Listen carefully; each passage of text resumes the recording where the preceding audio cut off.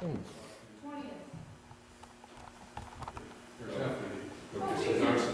Skype you. We tried that once. Okay, it's 5 o'clock, so let's call it order. We are here for a special meeting. We've got some items on the agenda. Item 2 is budgetary.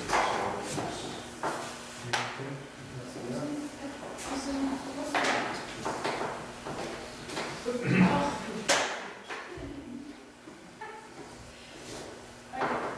This is work right before I packed it down the hall. Oh my goodness. And that's souvenirs and I left. Entries, let me in. Okay. I'm gonna reboot this. You can start talking if you want. I hope you don't mind if I just sit down. It's easier for me to read some notes here while I talk. Okay. I appreciate you having me tonight. What I'm going to present on is the 2016-17 proposed budget for Naselle River Valley School District. And I think most of you are aware that as far as the budget goes, the board's responsibility is, or role is to approve the appropriations for each of the funds, and essentially that means the expenditure level that we'll be able to expend in each of the funds. And in doing that, it's important to remember that when you're dealing with a budget, it's just an estimate at the best estimate we can get at the time, and that number is just simply a budget capacity that allows you to spend up to a certain level, but it's not exactly the same as actual expenditures. So it's kind of a apple and orange type thing with actual versus budget. So we've got 5 basic funds in the district that we deal with. The primary fund, our general fund, which is where our primary operating budget is for the district. We've got our capital projects fund, which for the last couple of years hasn't really had much activity at all in it, but with the new play structure and other construction that is in the works right now, that fund is going to start to be active again. So that's part of our budget. We've got our debt service fund, which we're actually not going to budget any kind of budget capacity in that fund at this point. It hasn't been used for a few years. And unless we create some debt that we need to service through that fund, we don't really need to use that fund on a regular basis.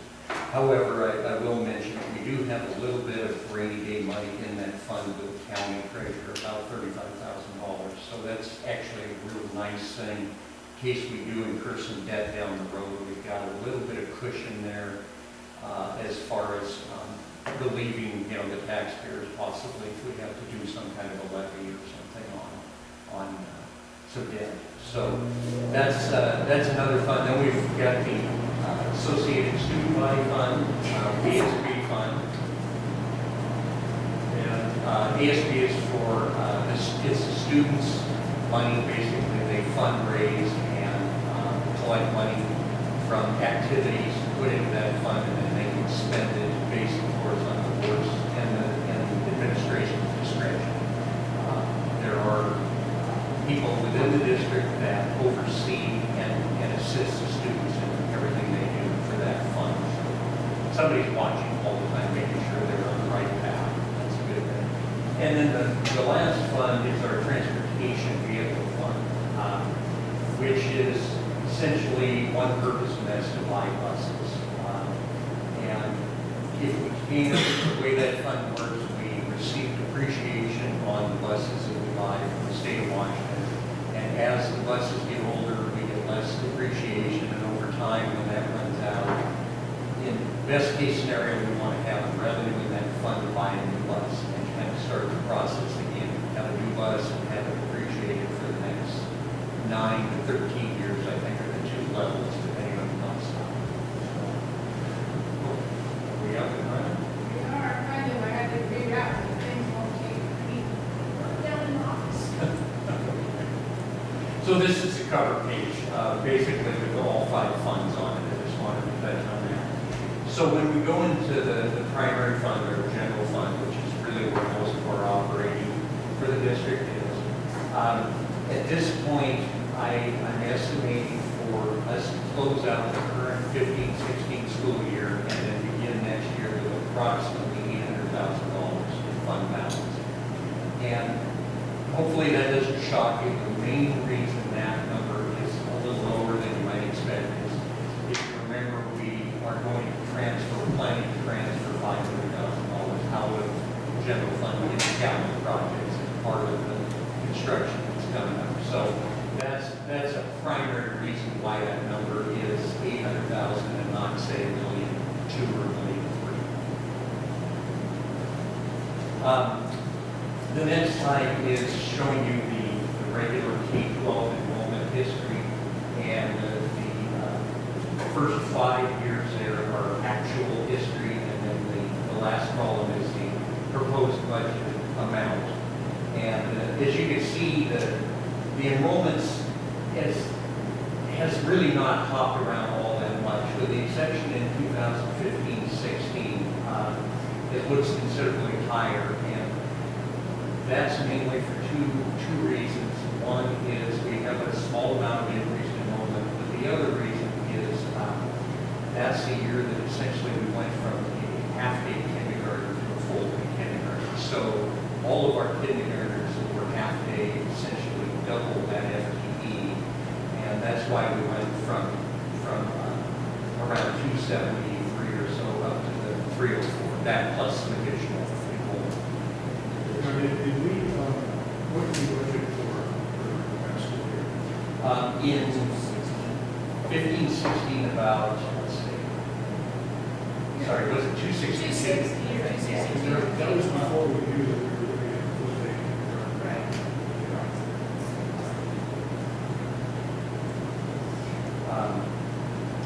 So that next slide, this is our alternative ed program, Columbia Virtual Academy. And in this case, we've got a 3-year average of actual. And then at the far right, we've got the budgeted 2016-17 enrollment. The 2013-14 looks a little intimidating, but that was the last year of our full K through 12 program. So from that point on, in 14-15, we started just K6, then K5, K5 enrollment, and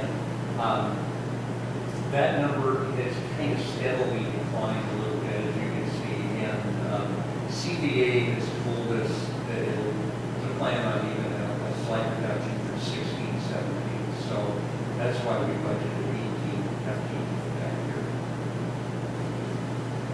And then the youth camp, budgeted enrollment in 15-16 was about 70, and we've averaged 78 students, you can see on the actual for 15-16. That's kind of, as you can tell, that's kind of steadily declined a little bit from 12-13 through 14-15, and then climbed a teeny bit in 15-16. But CBA has told us that they expect a slight decline in enrollment, so we're budgeting a little bit lower at 72 compared to where we're actually at 78. What are they doing this? That letter you get every year, he says CBA. Yeah. So Oh, sorry, yeah, you can't they like. told us 72. Last year they told us 7. Is there a point at which CBA becomes so small that it's not worth Oh, yeah. doing? We're not there yet. And right now, I think we already have 35 or 40 kids enrolled. So what we're seeing in the hopper essentially does not match, which is good. And I think it'll be just like it was, but it did tell us plan a reduction, so we planned one in case they all slide off by May or something. How much do we put student? CBA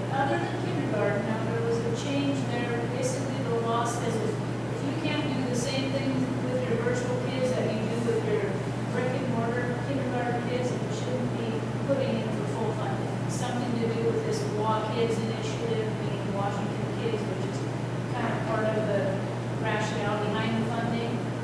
So I said, give us half, because how are we gonna do that, you know, through the computer screen? So I think this year we had about 5 kindergarten kids. So it's not a huge amount, but the kindergarten kids through CBA will be funded at 0.5. But how much money do we make per student? How much do we make, or how much do they pay us from the state? How much does the state pay us as well? That's around 62. It's in the six, I can't remember. It went up a little bit So for we're next looking year. at about $200,000 revenue, and a portion of that expenditure. You're not funded at the same rate as a brick and mortar. They are, except the kindergartners. I don't feel we can meet the intent of that, so I don't even want to go there. Not 6250 on the regular. I have a hard time. Oh, regular FTEs, excuse me, 6250. Yes, that's around there. I usually just use 6,000. I know it's a tad more than 6,000. Except for the kindergarten, it'll be half of it. Except for CBA kindergarten. Exactly. Oh, sorry about that. So to summarize the budgeted enrollment projections for next year, the K-12 school for 294, youth camp 72, CBA 18, and then our running start population about 8. And you had asked, I think Chuck earlier, about current year, we budgeted 262 in the current year for the K-12. And most of that increase again is full day K and then some additional. The running start is FTE. All those numbers are FTE. I'm sorry. All those numbers are FTE, including running start. We might have 16 kids in running start, half an hour each. Right, yeah, they are generally a small. It's in the wall, or there's a window that is plugged in, and you so strange. Okay. Now, general fund, as far as our revenues, projected revenues in the general fund, we're looking at about $6,167,000. And what this pie chart does is a real nice way of showing you the different sources of the revenue that come in. The local taxes in the green, those are essentially our property taxes from our levy, and then any timber excise tax that also accompanies our local property taxes. That's in the green there. The red is our local non-tax support, and basically that's things like lunch and breakfast fees that students pay, any kind of fees that the kids pay for classes, or maybe they have fines, that type of stuff. That funds through that local non-tax support area. The big area you can see is the blue state general purpose, and that's where our state apportionment dollars come from, and based on our enrollment. So that's hands down the largest chunk of money. We also get in that area our CTE money, which is vocational ed, and levy equalization funds too. The local effort assistance money comes into that. So why isn't the local taxes set at 50,000? Normally, we don't budget 100% exactly, because what happens for the most part is you usually collect between 98 and 99%. However, you will have delinquencies that come in and they throw you over 100, but for the most part, the general consensus is a budget between 98 and 99%. State special purpose, that's for things like our lab funding, our youth camp apportionment comes in there, and our transportation operations, that comes into there. So that's some specialized type of funding from the state in there. Federal general purpose, very small amount of money, but that's basically our rural education grant, or what we call REAP money. And that's pretty much making up all of that yellow there. And then the federal special purpose is where the majority of the rest of our federal monies come from. Title I, the federal youth camp money, or migrant money, Title II, etc. We didn't quite get money in there. So that's kind of the makeup of the sources for our revenues. And then on the expenditure side, the expenditures come in a little less than the revenues, about $6,153,000. The difference is a little over $14,000 revenue exceeding expense. And in this case, what this pie chart is doing is showing the different program type sources of revenue. So as you can see, our regular instruction in the darker blue there is where, essentially that's for operating the K-12 program of the district. That's where most of our employee salaries and benefits and other supplies and materials go into that area. Alternative learning, that's our CBA program. And special education, that brownish area, that's essentially a flow through from the ESD's program. So whatever we bring in revenue, we offset the expense. So it's kind of a wash in the program. The red vocational ed, that funds at least one teacher and their salary benefits plus supplies and materials and some travel costs and equipment costs. And the compensatory ed, that's where a lot of the state and federal grant type money is going into. Our lab funding comes in there, Title I comes in there, Title II, in the youth camp state monies, that goes into there also. So, or excuse me, the federal monies. And then the support area is our support services, which is essentially everything in the district that helps support the instructional program. And that's superintendent's office, the business office, food services, maintenance department, transportation department, all of those that provide services to keep the district money are in there. And then the other area is we've got a Gear Up grant, and that revenue comes in there, and then we've also got some of our contingency dollars, budgeted contingency dollars in that area. This is another way to take a look at the expenditures based on the object of expenditure. And you can see that the majority of our money is tied up in salaries and benefits in the lower section there, mainly certificate salaries. That makes up, the salaries and benefits make up at least 65%.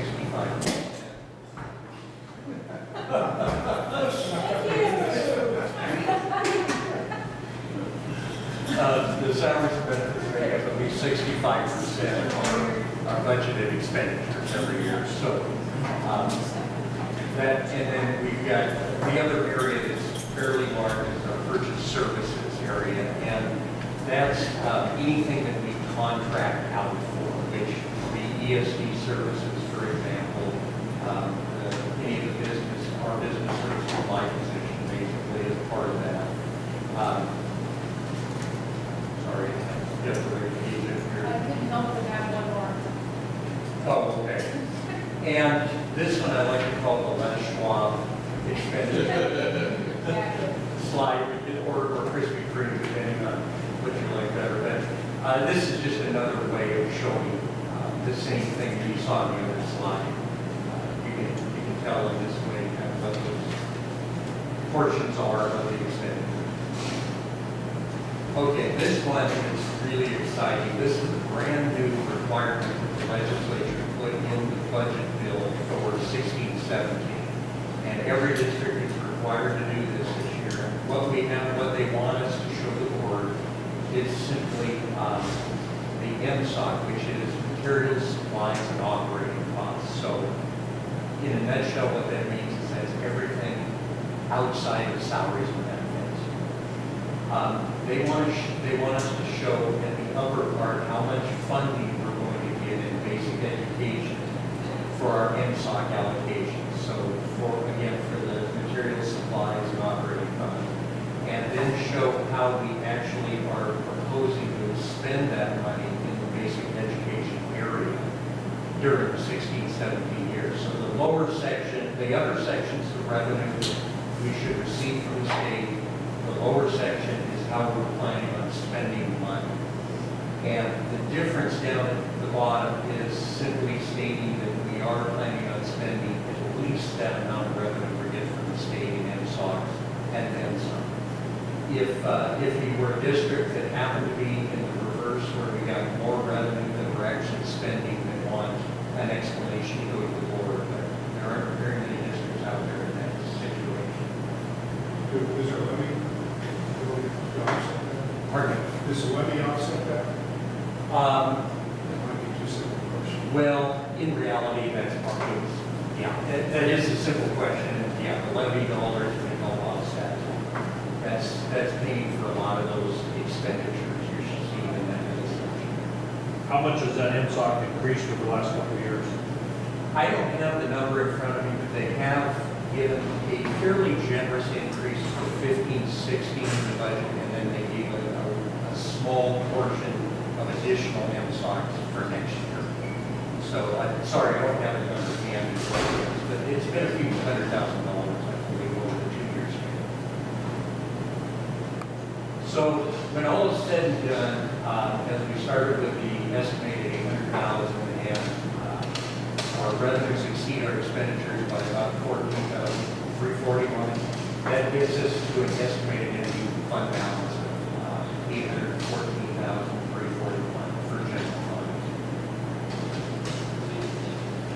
fund. Next is our ASB fund, and again, I mentioned this is essentially the students' money where they have earned or fundraised or found other ways to collect money. And the estimated fund balance at this point looks like about $50,000 to start next year. And the students themselves do have a say in how they create this budget. They have to by statute. So they've come up with these estimated revenues and projected expenditures for next year with the help of their advisor. And so at this point, they're projecting an estimated ending fund balance of $36,400. I suspect, to be honest with you, that it'd probably be a little higher in reality than that. I think this is kind of conservative. So is that beginning balance, is that at K-11 or who's included in that? It is K-12, yeah. Well, 12's gone, so, right? Well, they still have some money at the end of this year, oftentimes that funds back to the ASB. But you're right, and technically, when the 12th grade class leaves, they vacate that money. So, but it is, yes, it is elementary, middle school, and high school ASBs. Does each class assign a different portion, or is it equally divided among? No, each has control of their own portions. Like, as you would expect, the high school has by far the majority of the dollars. The elementary is just a small amount of money. So if you're a senior, you want to make sure you spend it all. Absolutely not. Yeah, well, it depends on what they're doing, I guess. They make donations sometimes. I mentioned our debt service fund. We're not projecting a budget here, or at least I'm not at this point, because we're not anticipating issuing any debt or anything, so we really don't need to have any estimated expenditures for you to authorize. Now, that could change down the road. If something changes, we can do a budget extension and actually create expenditure authority based on that. Capital Projects Fund.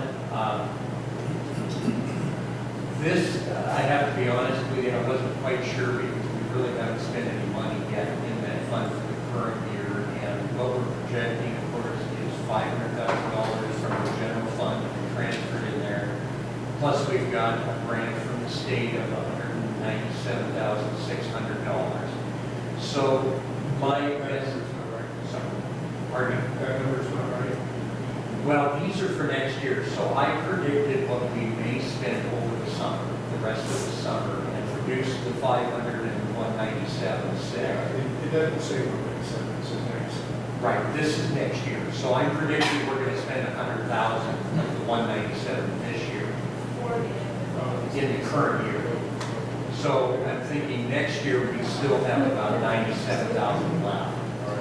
So this is an estimate, though. I mean, really, it was, it's hard to tell because we haven't spent anything yet, and I'm not 100% sure how much we'll actually spend by year end. So this was the best estimate I could come up with at the time for next year, and it could be definitely different. We may have more money that we carry forward in the fund balance than the 340 if we don't spend very much this summer. Right, are we thinking this is what is, all that's going to be necessary to complete the construction? I don't think so.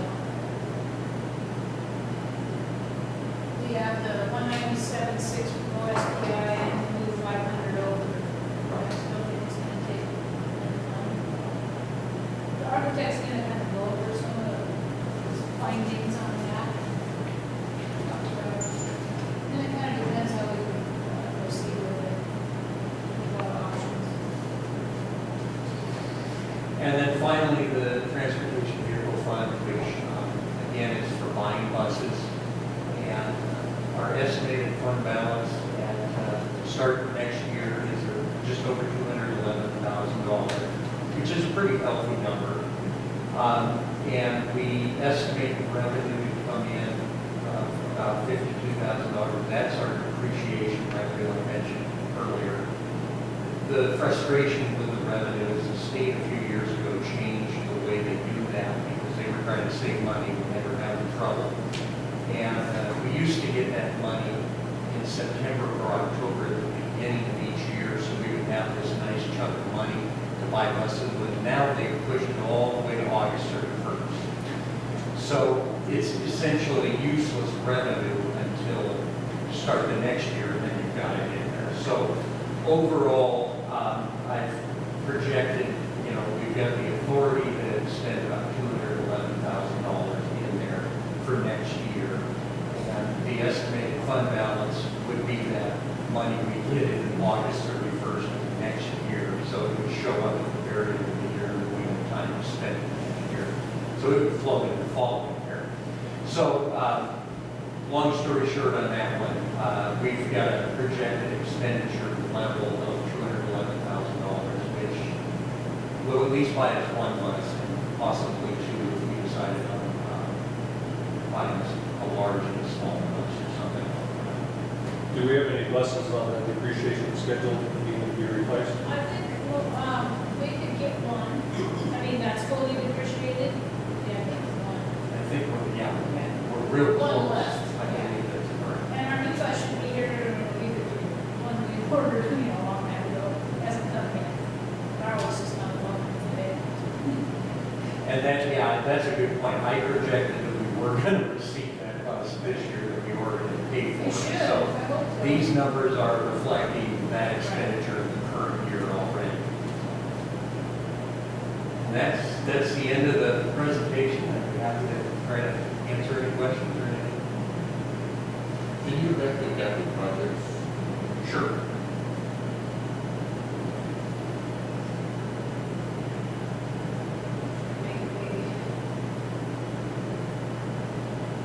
So if this makes sense, what we're projecting to receive this year, in theory, capital projects is $500 from the general fund, plus $190 grand that we could, in theory, get $197,600 this year if we spent all the money. The problem with the grant is you got to spend it first, then you can apply for the grant money.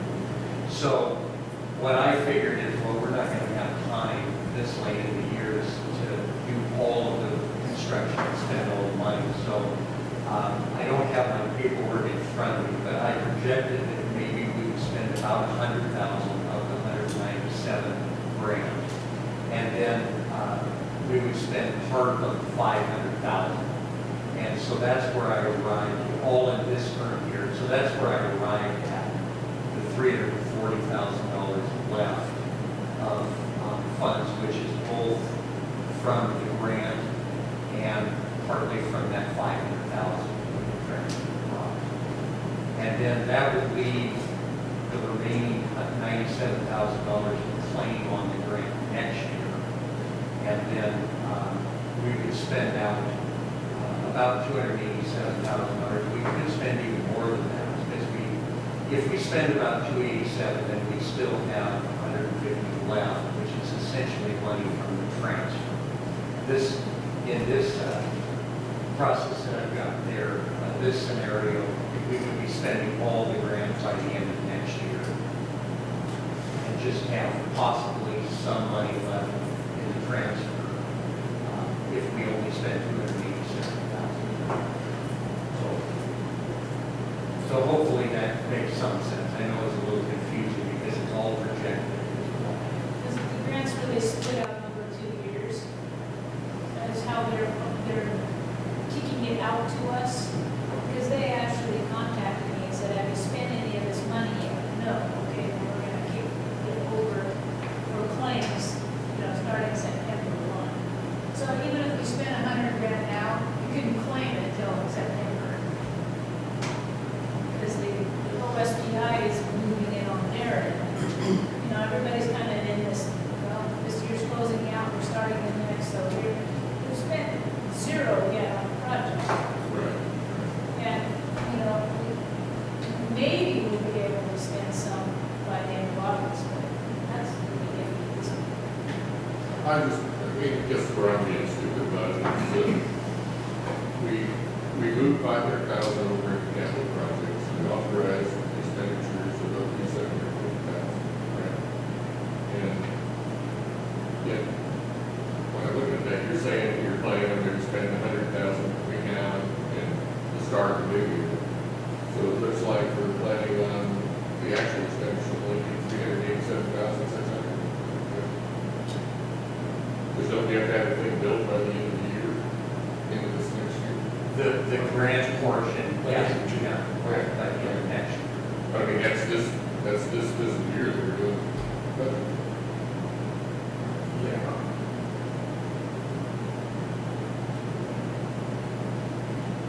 See, I'm projecting, and we probably now, as we're further on, we're probably not going to spend as much as I thought we might this year. When I put this together several weeks back. So that beginning estimated fund balance is probably going to be higher. Exactly. but that just means that the estimated ending balance will be higher. Well, if most of the expense ends up next year, we may have to come back to the board. I might have to come back to the board and ask you to approve the expenditure level because we didn't spend it this year. It's all going to end up the same over 2 years, but it's just kind of an estimate at this point because we haven't really got firm numbers of what we're going to spend this year, which rolls into the next year. I see where you're coming from, though, because,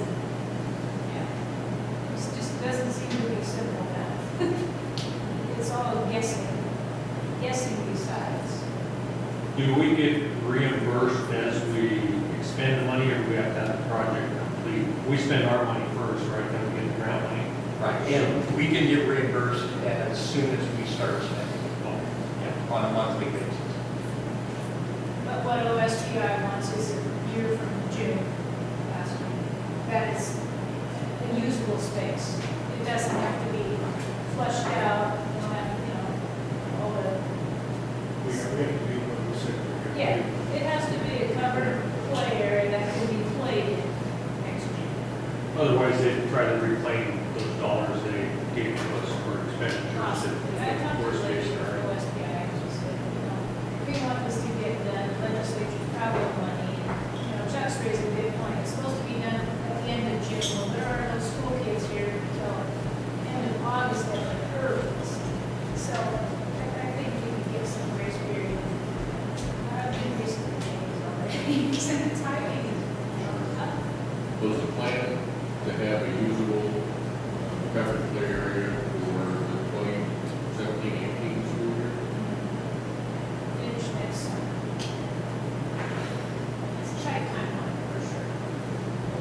So was it on our, did I see that on the slide that we're over 800,000 projected on that now? Was I think projected to end next year. that for the total package? Yeah, we authorized like 750, but his numbers are looking a little higher. And so we have some discussions tonight about, well, he will probably say, do you want the box on the hill or do you want this, this, and this? So, we'll come a little later. Okay,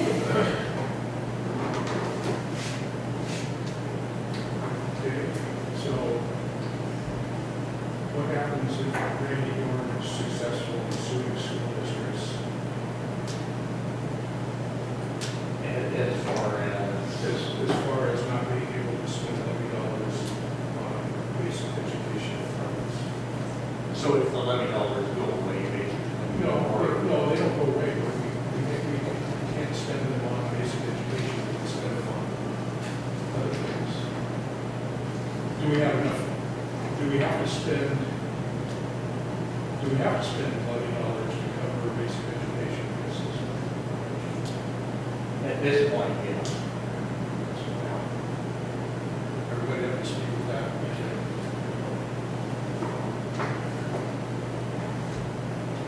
We could get into that whole discussion about what's basic, what's not. You know, I mean, Different. I'm sure it has a critical definition somewhere.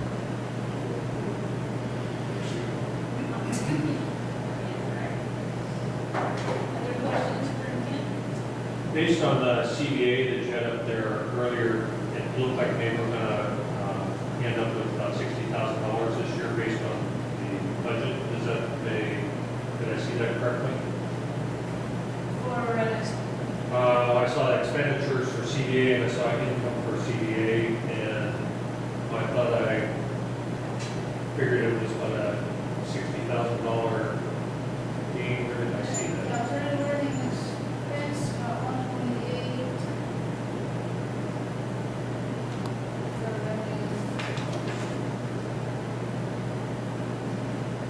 It's hard to tell because It's you hard saw to- the expense side, Right. but the revenue is actually all part of that. same- Oh, I just multiplied 6250 times 35. I mean, in reality, you're probably pretty close. Yeah. It's just the revenue vary into that big blue chunk there. Yeah. I've said probably closer to 40 or 45, just based on this year. You start, I'm talking net. Yes, but the expenditures would be, I mean, then you're saying revenues are going to be less than what I'm calculating 6250 times. I just figured And 180 this probably is a little less than that, I don't For the funding. per FTE that we get. Yeah, I don't have it. I think it's like in six. the upper sixes. I believe it's the same number as Money Star that they fund on. And they have increased it the last year, or two, just Right. a couple hundred funds, not a lot.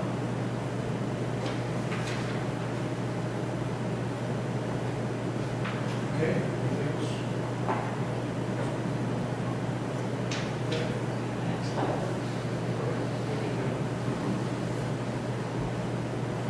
Next item is board summary evaluation and discussion of goals for 2016.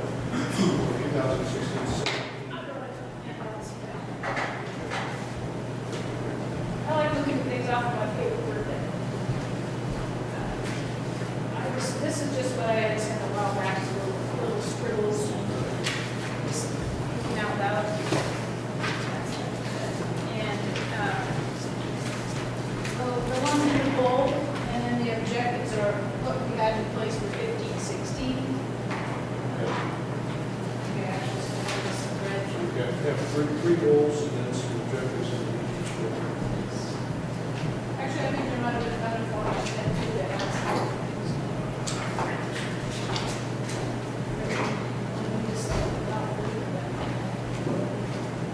What do we want to do here?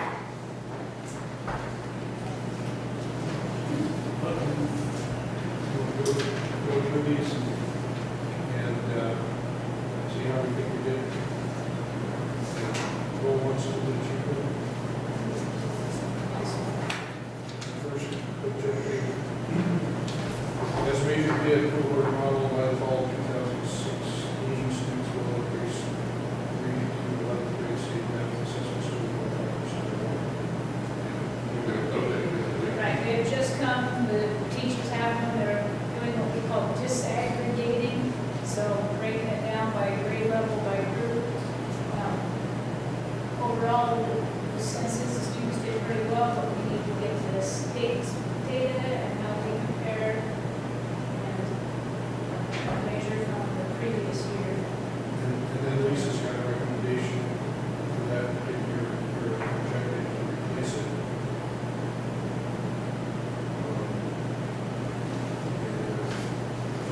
So I'm not sure if everybody has that. That's outstanding. Yeah. And when I said, Yeah, like it. search for that. Can you talk a little bit about the STEM education?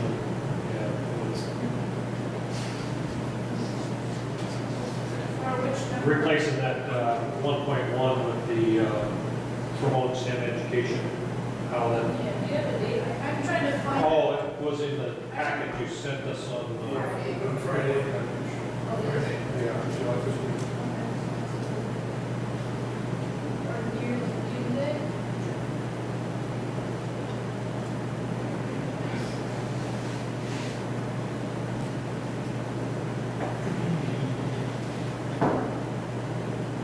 Well, a couple things that we're doing right now. First of all, we hired Quinn, and he actually is pretty well known in the Tri-Cities as far as promoting the STEM education. So we're looking for some leadership there. I think that's going to be a big move on forward. Also Sylvia Harold, when we interviewed her, one of the things she talked about was, well, happen to know someone who grows oysters, and you know, very well connected with the whole natural resource piece. So we have her set up with a block class for next year. And when I say block, I have 2 periods. And the vision, the long range is that she's going to be able to take kids and go out and work at the hatchery, add some marine biology, marine science component, get some field work. So we're working to build that up this year. Which would be a big improvement. it sounds like if we replace that goal, we've already met it. Well, we want to pick something that's The achievable. plan is good. I would just say, you know, if we, that's the plan. Now, at this point, we haven't done any of that. We've hired her, we've hired Quinn, but we'll see, you know, where the offerings, you know, levels come out. So that would be the plan. I mean, as of yet, we haven't had kids out in the field or kids out in the hatchery for quite a while. But we set that as a goal, and we can measure that, you know, in basically a year from now and see, you know, if that happened. Do we have enough kids to sustain the program, or be able to get out and do things, what do they go out and do? And it'll have to be developed, because it's kind of new. So that's kind of why I thought, well, it sort of makes sense. Oh, I think that makes sense. We really like to push more that way. I mean, essentially, this is not a restatement of that objective that we had for this year. This is exactly.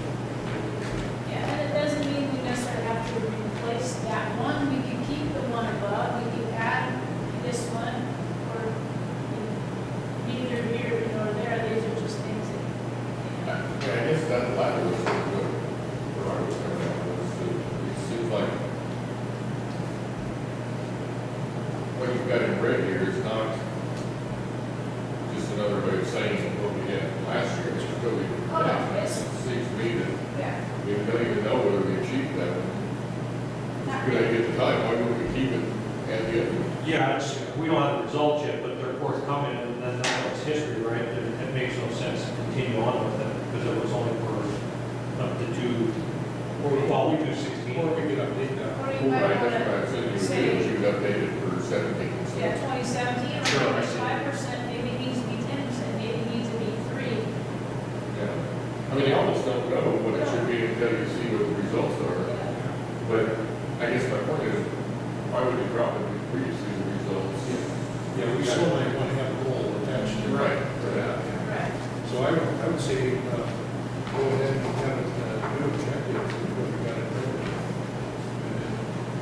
And then 1.1, the existing 1.1 would be to be determined once we see the results. Right. Yeah.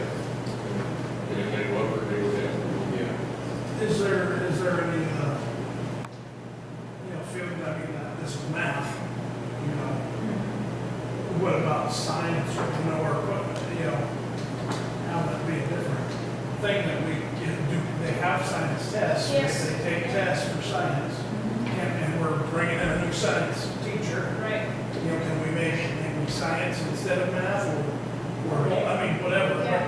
but, can we change that way, or do Yeah. we want to just keep it math, because that's easy to track? Well, math was the area that was, our lowest as far as state, so had the most room for growth. They don't test science as often, and now they just dropped the high school science requirement after 100% of our kids met it last year. They were testing science, I think, in 3rd, 5th, and 11th, which could have been 10th. It was the biology end of course, so probably 10th grade. In some schools it's 9th, in some schools it's 11th. We do it with our sophomores. And they now drop that. I mean, it's like, okay. So right, that's what I mean, if there's not tests to evaluate, then Right. that's kind of worthless to put it in. Probably like after October, they will have had their time to have their meetings and look at this and say, where do we want to go from here? Where the timing is all off is because there's some kind of language and policy about word self-assessment, goals, and SUPS goals. Like, I'm supposed to have my goals now. Well, it doesn't make sense for me to set my goals before the board sets its goals, because my goals might be over here, and, so we kind of try to have alignment with, starts with the board, SUPS goals follow, building goals follow. We don't have the data. I mean, we have the data, but I have to call everyone in here over the summer and say, we figure this out so I can have a goal. So, but yeah, it doesn't have to be math, but that was the focus at the time, especially with the new assessment. Does stand for science, technology, engineering, math? Yes. Okay, so I mean, there is emphasis on science. There's alignment with those two. But, It seems to me that the goals should be something we kind of review as the year progresses, not just start out with the goals and then don't look at them. Once we're not happy, we're going to do that. So 1.1, we could at least update it when that information becomes available. yeah, there'll be a full presentation. Is STEM geared towards all students? At some reason I thought I heard that STEM was trying to bring more women into science, technology, engineering. Yes, field. they are. We have a grant that's called and then Power. Okay. Power, and I'm not sure what it means. But it's through the ESD, and we had a teacher involved in that and was going to those trainings. And it was typically pushing females into science, but not good for everybody. We're so small that really for everyone. But we plan on re-upping that. Sylvia's interested in taking over with the teacher now. She left. But that's empower, that's not necessarily STEM. Well, it is really all about STEM, but it's pushing more girls towards STEM is the main point of it. But what the teacher brings back applies to the whole class, because she doesn't just go off and work with the girls. Right. So everybody gets the benefit of it, and that's how it was traditionally or typically marketed, that program. But, Quinn was doing STEM in his elementary school. They had people come in and they were learning how to fabricate skateboards. So he was getting people to come in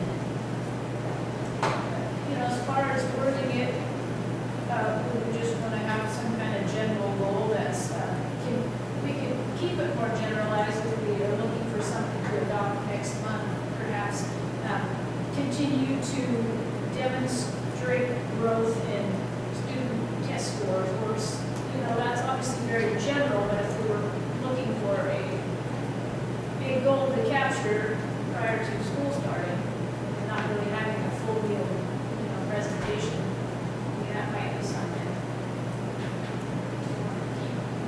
Something like that. It's not nearly specific enough to say, well, did you meet it or not? Well, if you had 1% growth, you had growth. But I'm more interested in the cohort growth, which means as third grade, then they're showing progress to fourth, rather than comparing third grade score, then next year there's third graders, but it's not the same kids. So you're not really measuring longitudinal growth, you're measuring how did the third grade, whoever they were, do on. I mean, No, I mean, that makes sense. so that's why we say cohort model, that means this group moving forward. Okay. Makes sense. So, general. Well, with this one, kind of keep on going on and That's what I was thinking. two. But then we evaluate one by one. Right, when you have the data. So keep it as a 5% for math? For now, until we get out the data and review it. See if that's what we want. Right, because after you hear the principals present, you might say, okay, well, what's happening with reading? Okay, then add, you want to add the red one? That's something. Yeah. Health, education,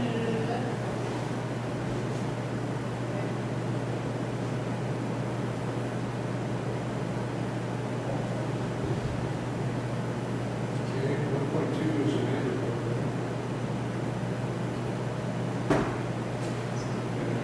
You sort of authorize that. We did. We took away the requirement to reauthorize that earlier. But we still wanted to have, I think, an evaluation of the status.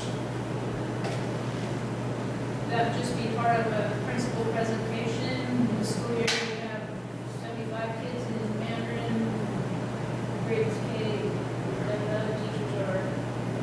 Yeah. Out of their test scores compared to the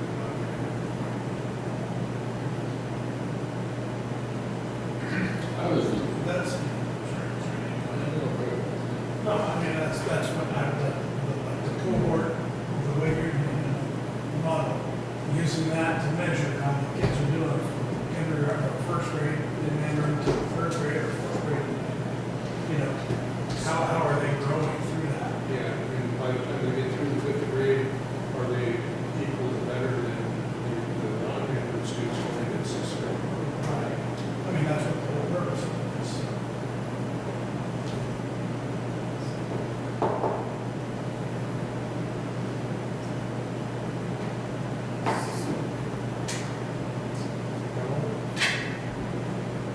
I'm thinking something like then, present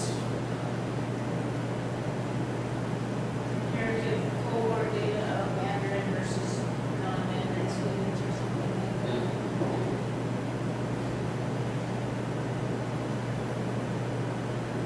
I can say I think that may cause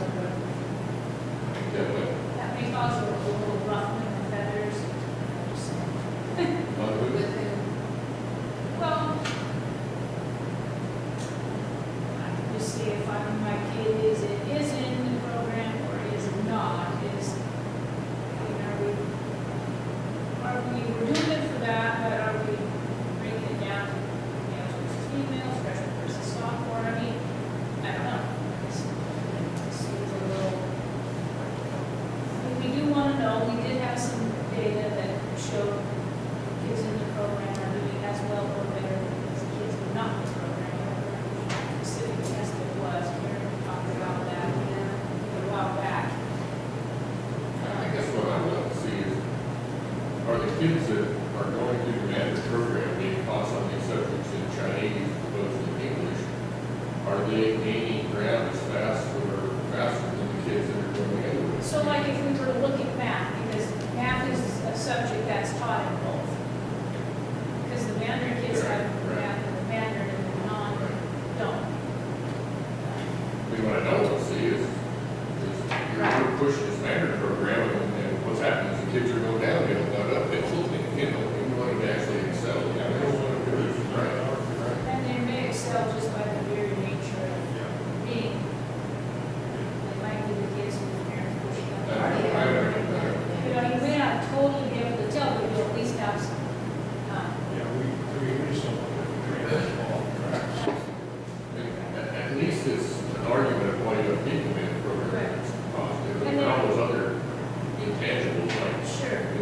the parents that have their kids in that program, probably parents that pay more attention to education, where their kids are going, and all those kinds of things. Yeah, and as far as state testing, they don't see state testing till third grade, but we have our own internal assessments, it's called the STAR, or Renaissance. So just word, as far as wording, because, you know, we're usually supposed to have like a timeline and a measuring point.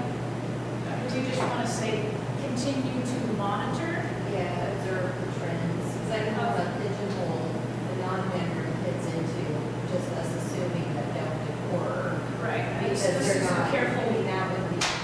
My concern would be the other way. Oh, Yeah. yeah, well, Yeah, the Android kids are missing out. oh, And yeah. and so they get through the program and they're not really benefits this week. That's my concern.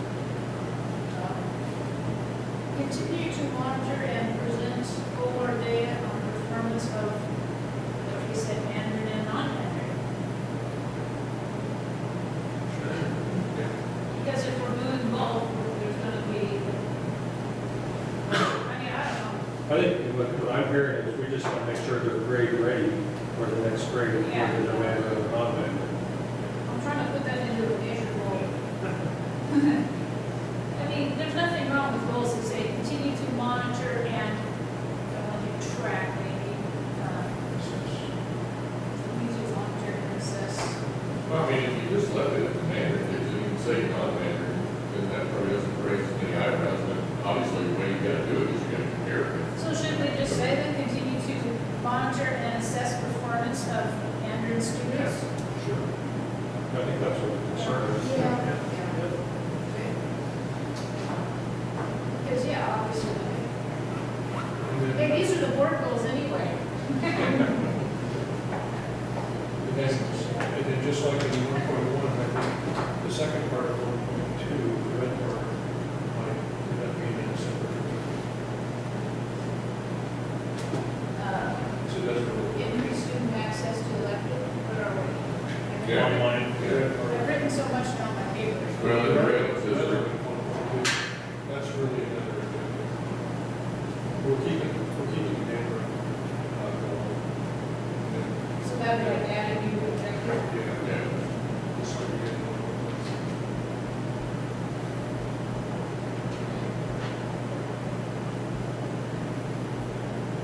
When you talked about replacing increased student access to elected offerings of 10% to the use of alternative teaching methods such as online courses, are you talking kindergarten through 12, or what are you thinking? Most of the older kids, we have that, basically, they buy into OSBI's digital learning commons, it's called, and we've had more and more kids continue to access that for some of our electives. So we want to continue to promote that because they can get any foreign language they want on there, any math, numerous varieties of literature. And what grade would that start? It's usually high school kids. High school. It could be, yeah, it's middle school, but we probably wouldn't go any lower than that. But typically, right now, it's 9 through 12. That's a new option for us, so we want to see how it's going. I don't know if you heard on this end of the table, but what Chuck was suggesting was that where it says replace with is really its own new objective, like another. Right. Yeah. It's not going to shut off until 6:31.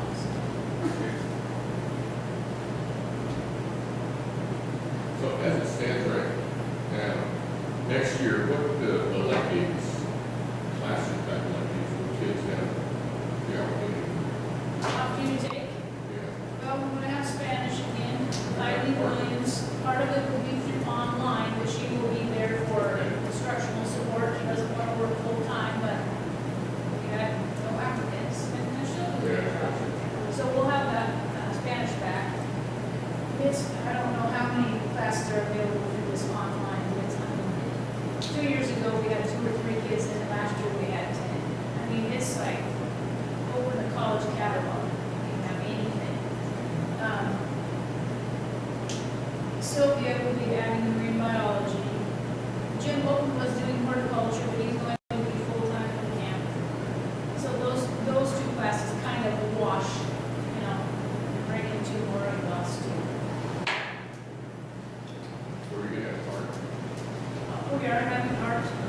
Marina Smith is interested in doing art class. We've got her set up for that. She's actually pursuing adding art endorsement. She's going to be able to do that online through PLU, so she's really stepped up for that. Let's get in front of me. Brianna, anything come to you? Shop. We still have shop, CAD, construction, the robotics. And some of those things are blended. You know, they might do a semester of robotics, a semester of CAD. We'll have physics this year. We alternate every other year. So last year we had chemistry, this year we have physics. Is robotics considered part of STEM? Oh, yeah. That was kind of a Oh, free. do they ever do all that? No, we looked at that and we talked about it, and we actually posted for that. We had one interested person, but it comes down right now to a matter of classrooms. Because we need that home ec room for our second science lab, because you have Scott doing physical science, biology, chemistry, and then for middle school, Sylvia is in there for middle school science. Marina needs it for art classes. So we're And there's always McDonald's anywhere, Our kids have an interest in that, but one thing we run into is we have about 85 to 90 kids in our high school. So anytime you add a new elective, you complete another one. right? So it's been a real careful balance of, well, do we have shop or do we have ag? Do we have welding or do we have construction? So we survey the kids in the spring and say, what classes would you like? And we put options on there that don't even exist, you know, to see where are you thinking, what would you like to see? And sometimes we get good data out of that, sometimes we don't. It's hard when you're that small. That's why we're really hoping to promote this online. That isn't going to Right. be the hands-on solution, but if you want to do biblical literature or Japanese or sign language, or we have options there. And it's not that expensive, and we have a lot of funds that can help pay the fees for kids to take that outside of our basic ed money. So we're trying to use that. So we're hoping to promote that. So 1.3.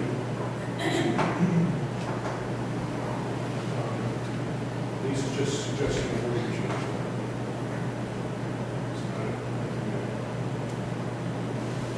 Okay with that? Was kind of more specifically defined as church support. So, yeah.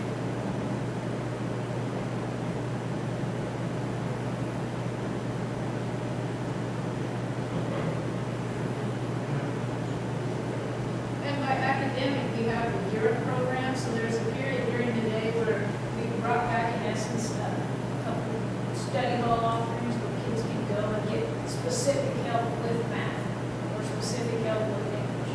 So What kind of financial support are we talking? I just meant, you know, whether it's contributing money so a student can get an online class, you know, by paying their registration fee, or using our DERA money to provide tutoring. We had after-school program last year.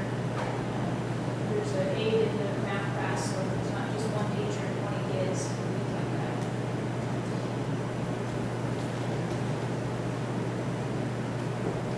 Okay, over 2.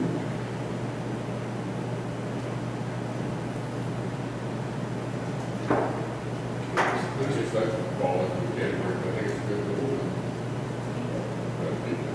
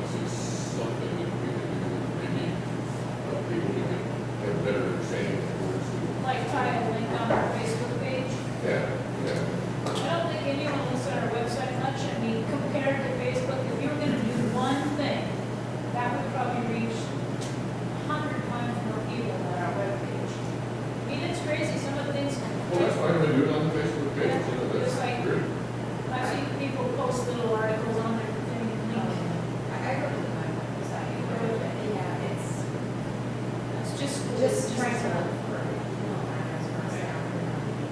I know that you can't have full communications Right. person, but it's kind of, yeah, I use it for the calendar a lot. This kids, especially with sports, Right. meetings and events and things like that, the calendar, and then trying to contact finance and staff person, email address. Good to know, actually. It might end up being a week delay because, the way the timing is, we have these meetings on Tuesday.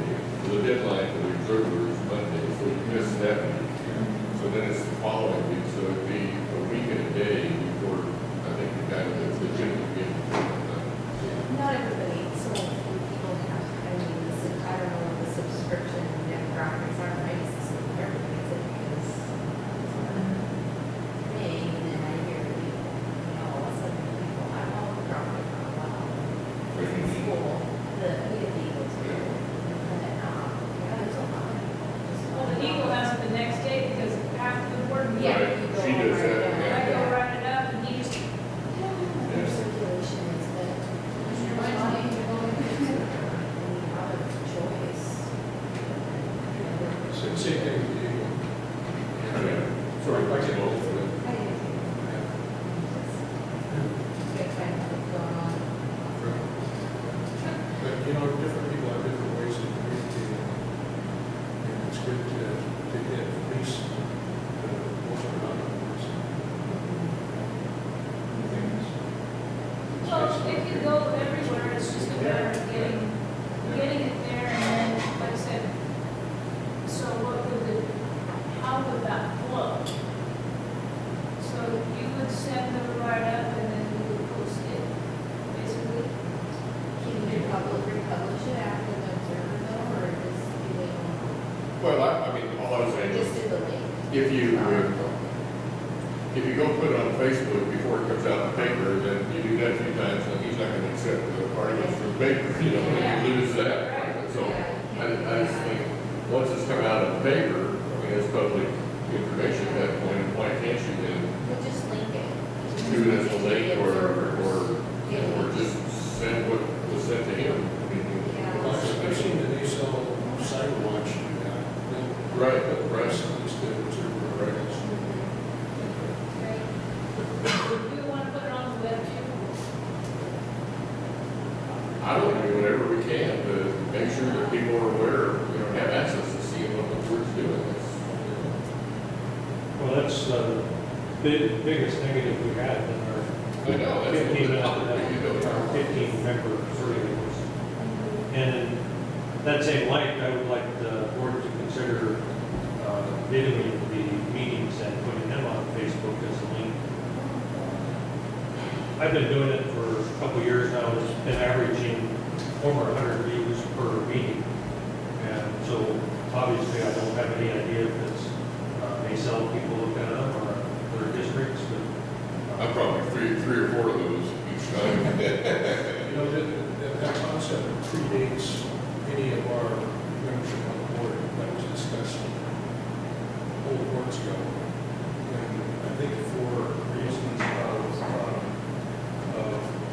the Open Public Meetings Act, Public Records Act, they decided not to do it. no, I don't think that was ever brought up, though. There was some discussion that,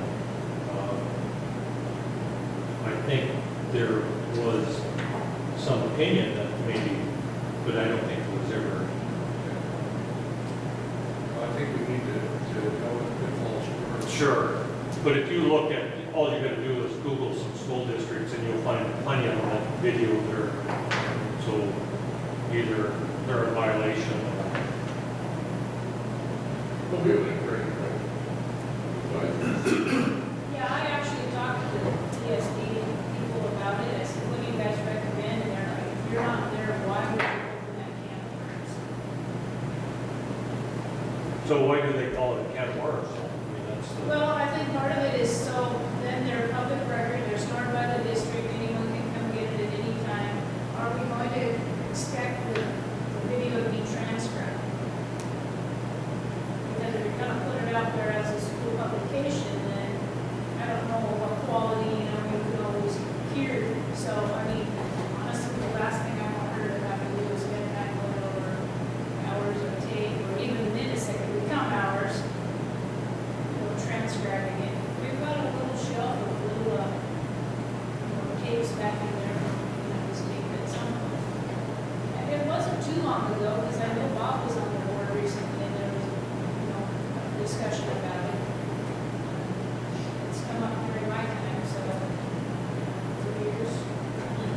Yeah, it was never brought up for a vote or anything.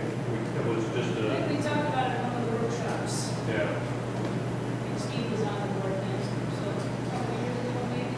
yeah. And, you know, will that be on our Facebook page or how will that work? We want to know the answers to all these questions before we. I just see it, you know, one of our negatives is the communications, and I don't know, I mean, you can go and look at just about any body that governs and watch their meetings if you so desire. And it has some interest. Some people, like I say, its average is over 100 views per month, so why would you not want that? I mean, unless you think you're gonna get sued over it, but if we're getting worried about that, we're doing something wrong in the first place anyway, right? Well, just sometimes those things we get taken out of context. I mean,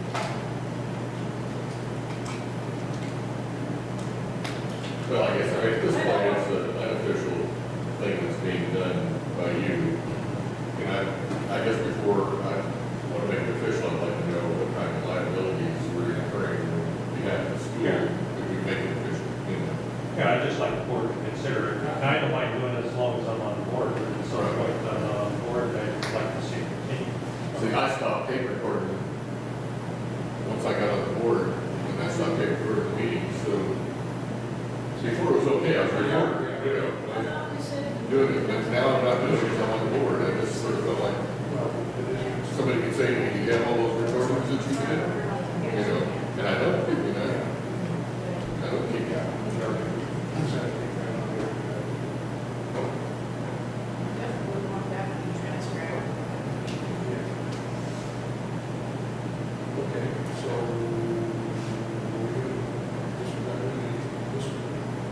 I think the only thing, I mean, as far as these goes, that's not changing, it's just Conversation. yeah, I think maybe we need to do something regarding the website, Facebook. It's just keeping these two saying. Right. So two, one, or two. Yeah, I think we keep the old twos, I think. About 15 minutes to go here. All right, go through.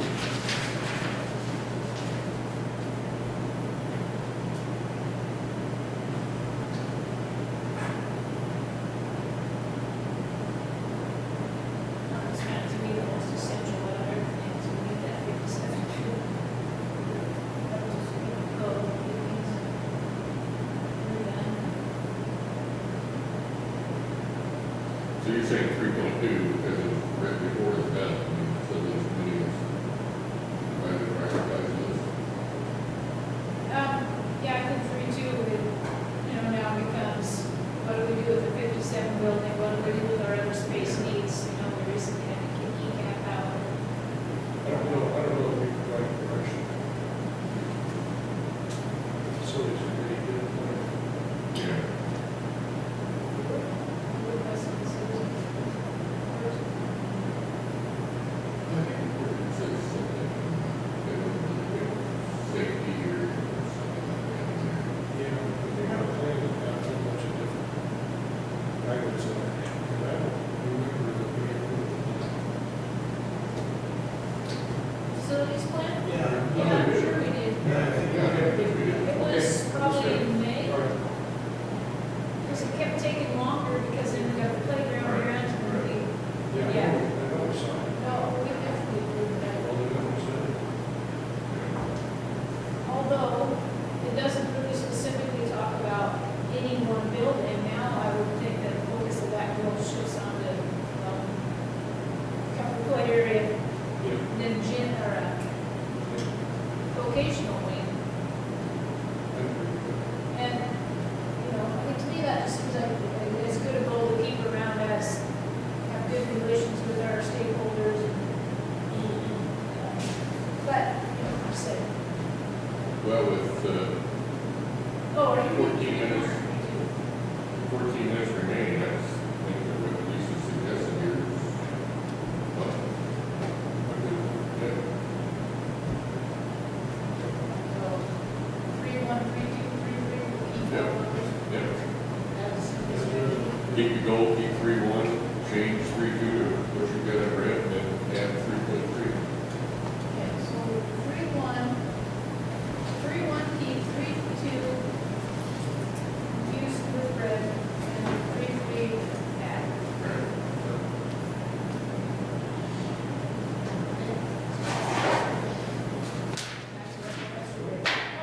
You did the best thing you could. I'm spare. Oh, I was afraid we were. I don't think we have time before 6:30 to go to surgery. Makes it easier. And I did not wear my skate shoes either. So, Oh, did you see those pictures? Posing for Is anyone able to get Google Drive and look at those things? That was a mistake. It's on my man too, but it's just a hide. I'm looking at the hide going, and something slithers off, like, oh, tear it down. okay, so it's going to be a motion to adjourn. I'll make a motion to adjourn. Second. It's been moved and seconded to adjourn. All in favor, say aye. Opposed? We're adjourned.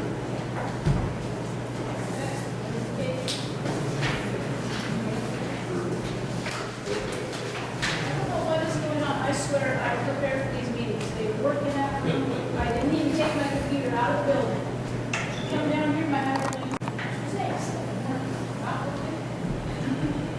I've been in there twice. 3 times.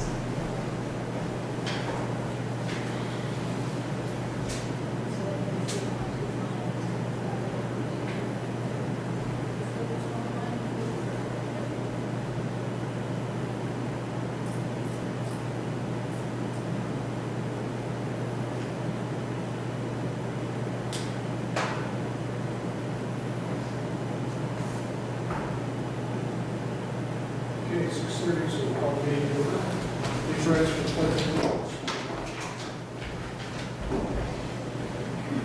I pledge allegiance to the flag of the United States of America, to the republic which stands, one nation, under God, indivisible, with liberty and justice for all.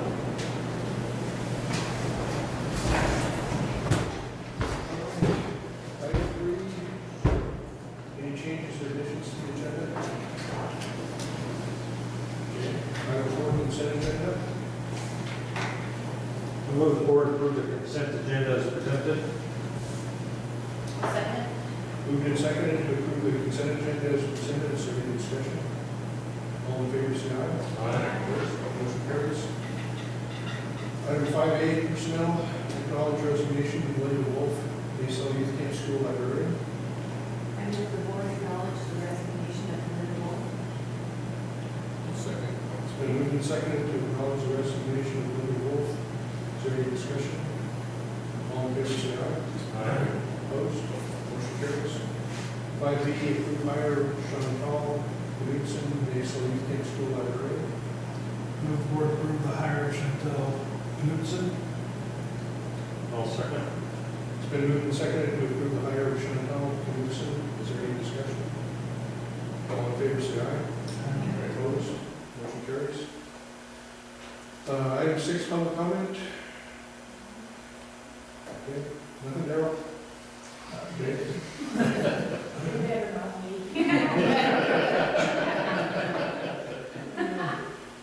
Any unfinished business? Nothing on the agenda. Item 8A, adopt resolution 2016-7-19, operating budget for 2016-17 school year. I move the board adopt resolution 2016-7-19 operating budget for 2016-17 school year. I'll second. It's been moved and seconded to adopt the resolution 2016-7-19 operating budget for the 2016-17 school year. Any discussion? All in favor, say aye. Aye. Opposed? Motion carries. Item 8B, approve purchase of 90 replacement iPads for lower elementary with rural education grant funds not to exceed $34,500. I move the board approve purchase of 90 replacement iPads for lower elementary with rural ed grant funds, not to exceed $34,500. Second. It's been moved and seconded to approve purchase of 90 replacement iPads for rural elementary with rural ed grant funds not to exceed $34,500. Any discussion? All in favor, say aye. Aye. Opposed? Motion carries. 8C, approve purchase of 30 replacement Chromebooks for upper elementary with rural ed grant funds not to exceed $12,500. I move the board approve purchase of 30 replacement Chromebooks for upper elementary with rural education grant funds not to exceed $12,500. I'll second. It's been moved and seconded to approve purchase of 30 replacement Chromebooks for upper elementary with rural ed grant funds not to exceed $12,500. Any discussion? All in favor, say aye. Aye. Opposed? Motion carries. 8D, authorize district to purchase new vehicle for transportation fleet. Move the board authorize the district to purchase a new vehicle for the transportation fleet with youth camp funds not to exceed $35,000. I'll second. It's been moved and seconded to authorize the district to purchase a new vehicle for the transportation fleet with youth camp funds not to exceed $35,000. Is there any discussion? Yeah. So what we're actually looking at here is, we'd like to buy a vehicle, and the youth camp would primarily use the vehicle. We have a teacher that goes out in the field to monitor the work of the kids on DNR, make sure they're in compliance with the school piece of that to get school credits. And we don't really have, we have a van, I suppose, that could be done for that, but we're looking for something that would have four-wheel drive and be able to haul, more kids than, a car, for example. It seems like a good time to make a move to update our fleet, especially since this is something that would benefit the camp. We can use camp funds to do it. We've kind of talked around something like a Suburban or an SUV. I did go online at Chevy.com and look at the price of a base level Suburban. Like $70-some thousand. So I was talking to Carl today down at transportation, and I thought, we better look at something, maybe a surplus vehicle from the state motor pool or something that's, we can get used. You never know when you get used, but I thought in good conscience it would be hard to see a new, Suburban or SUV sitting out front of the district office. I don't think people would fully understand. Well, it's essentially a crummy that's going to go in the woods, not necessarily that Ruby would haul students in it, but when he's not using it, could be used to take the group over the pass, or there's often times where the two vans are out or three vans and we need one more vehicle that hauls 5 or 6. Last year was an example, you had 2 vans at one tournament, another van at another tournament, and kids were trying to take a trip somewhere. It just seems like the right time to do it. We put an amount on there, I can see that I marked off, yeah, 35. I mean, I'm okay with spending more, I'm okay with spending less, but there's that perception piece that concerns me, because they're not, the general public isn't going to realize that that's, a camp vehicle to go in the woods and run a 4-wheel drive and something big. So I wanted to have a little discussion with the board, about that as far as, what's the right amount to set? I mean, that's still a lot of money for a purchase, but it isn't going to buy a new one that year. You might be able to get an import or something. When the district uses it, we just reimburse the camp money. That's what we were thinking, yes. And so this $35,000 is all camp funds that are either going to be used or returned or recovered. Right. And so, it's, We have a surplus and, thought it's a good time to update the fleet, especially since Ruby would be using it to go out. And it makes more sense to store it here. If we store it at the camp, it's outside all the time, it will never be garaged. There's not a lot of room over at the school for parking, so. How much funds in heaven the user category? Right now it's $76. And they have some other purchases, as you'll see down here, but,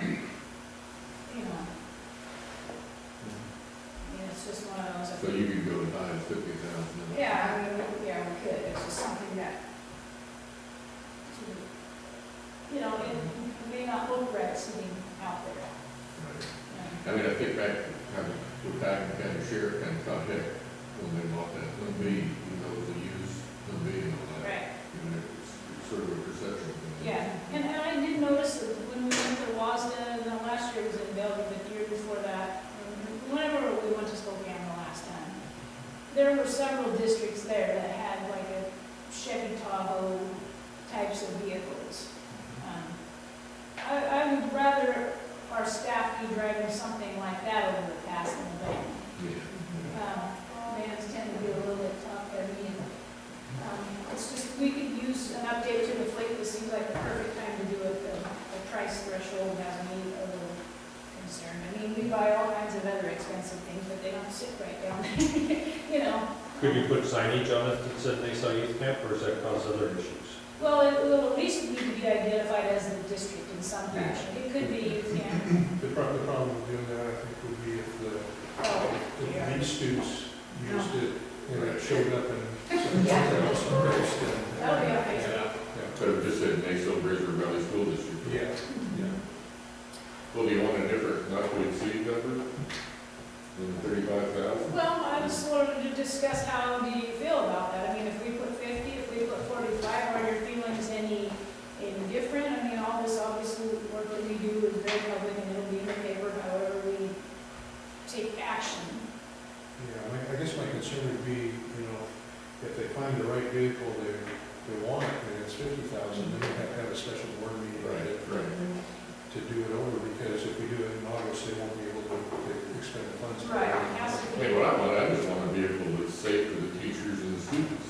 You know, and, I mean, can you get a good vehicle like that in the log yard for 35? If you're looking at a Tahoe or an Expedition. Right. Ooh, I don't know. I mean, they are outrageously priced. Yeah. I mean, I was shocked. I thought, okay, 50, we're gonna be in the ballpark. Yeah, you could get, probably doing yeah, if you got a new one, you could get like a Honda Pilot for that amount. They won't qualify as many kids. Probably last longer, get way better mileage. You know, Honda tag, right? But At this point. I don't know that we have to have an amount Up to to amend the motion. where we I'm can just, good with that. okay. Well, do you need motions from us to spend down the camp, recovery? just because we have a policy that I think at least we've been operating under that protocol anyway, that if it's over 10,000, needs board approval. So I don't know that we have to have an amount in the motion.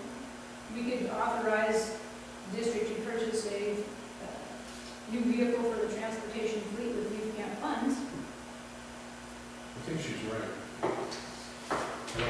I don't think that, I think the board just needs to approve expenditures over $10,000. I don't think we have to put an NTE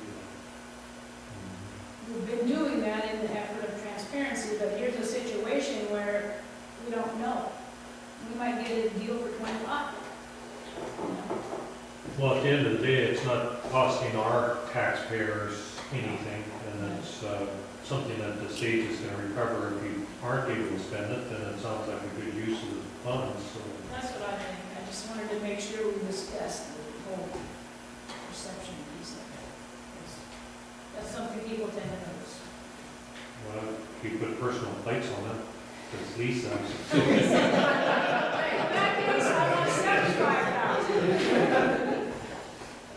Okay, Do we want to amend the motion that we brought up to I'm good with that. the person who made the motion? Lonnie made a motion. You want to We move? want to amend the motion where No. not have a not to exceed value. Okay, just, not to exceed. Just to purchase one and I move the board authorize the district to purchase a new vehicle for transportation fleet with youth camp funds. I'll second it. It's been moved and seconded to authorize the district to purchase a new vehicle for the transportation fleet with youth camp funds. Is there any discussion? All in favor, say aye. Aye. Opposed? Motion carries. Item 8E, approve changes to the teacher's comprehensive professional agreement 2016 to 2019. Move the board approve the changes to the teacher's comprehensive professional agreement through 2019. Second. It's been moved and seconded to approve the changes to the teacher's comprehensive professional agreement through 2019. Is there any discussion? I heard you say earlier, obviously they approved this. So Yeah, they they're- agreed to they're it on our part, agreed to it. on their part, yeah, this is the last step basically. Right, to finish it up. Is, well, you told us, I guess, in Sure. an email, but, so this puts us a little bit ahead of other schools in the area, reference our In this part, compensation yeah. package for that part, Right. for extra days. Yes. Anyway.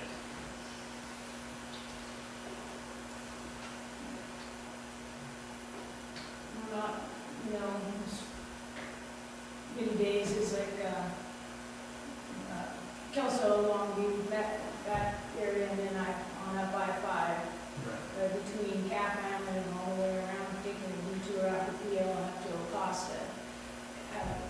Naselle, Acosta, and Ocean Beach are all right in there about the same. Ocean Beach, I think, had 11 and a half days, and the contracts are worded differently. They might say, we're gonna pay 11 and a half days, and we're going to give up to an hour a month for staff meetings. Well, that could be about 10 months, which is 10 more days, which is another day and a half.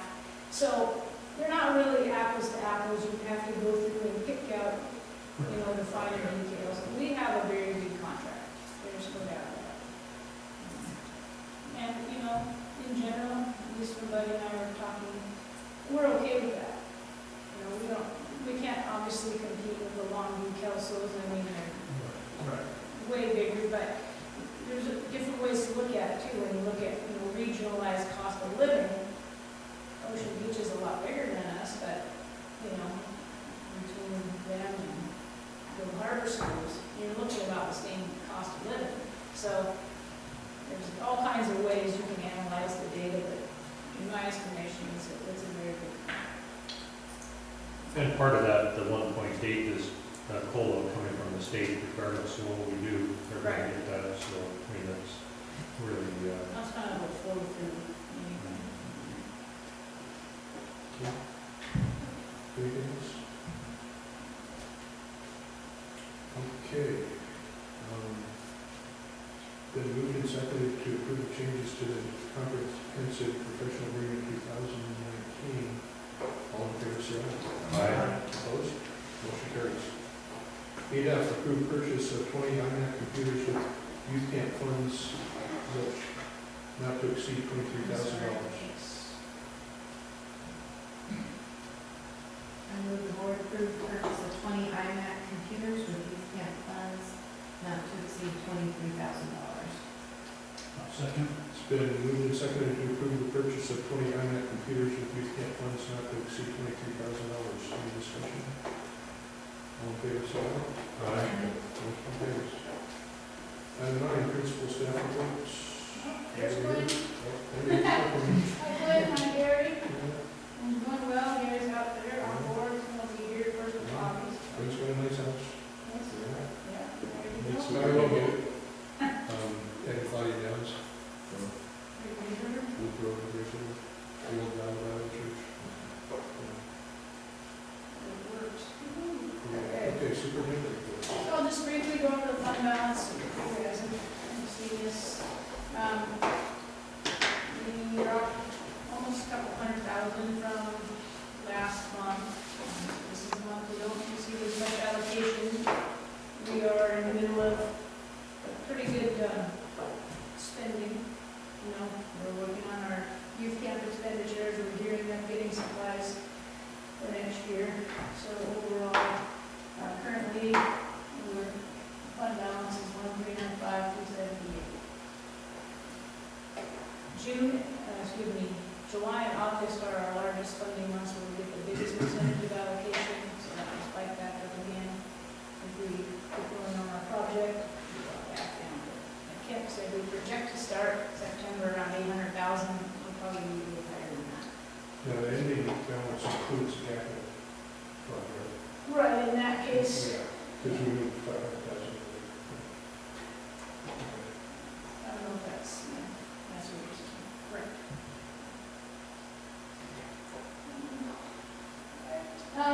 We want to point out an error in the annual report that went out. And the data for that does always lag a year because we have not closed the books on the 2015-16 fiscal year. So when you see that report in the summer of 2016, it's really reporting out on the previous year because we don't end, our fiscal year is not really closed out until October. So, but what happened there is, so two rows, but then we switched and then moving over. Before we SD printed it, wanted to make a change and move one page over to another so it would lay better back to back. And I did go back and check last year to see if it was switched last year, but it was not.